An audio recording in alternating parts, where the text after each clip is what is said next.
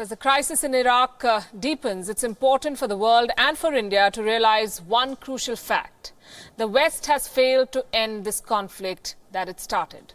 American leaders appeased their vote banks, sold a lie on WMDs and exited. Iraq is now at war with itself and in dire need of help. On Beyond Edit then, we explore a question.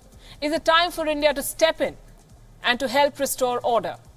As India looks at assuming global leadership on various issues, is it time to help resolve global conflicts constructively?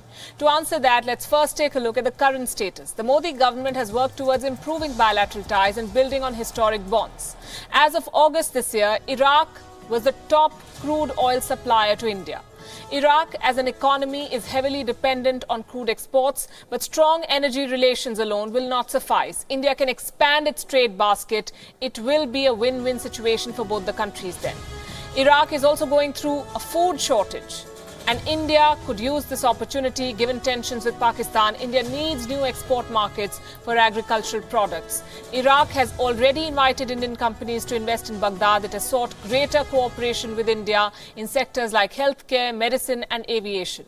For India, this is a huge positive. If India participates in rebuilding Iraq, it would be a diplomatic achievement for New Delhi. One, it would give India access to a very important market. And two, it will add to India's goodwill in this region. Iraq, remember, is central to global trade, despite whatever is happening there. Baghdad could be Delhi's hedge against China's ambitious plans in this region. Besides, as the US leaves Iraq, there will be plenty of opportunities for both countries to mutually benefit from.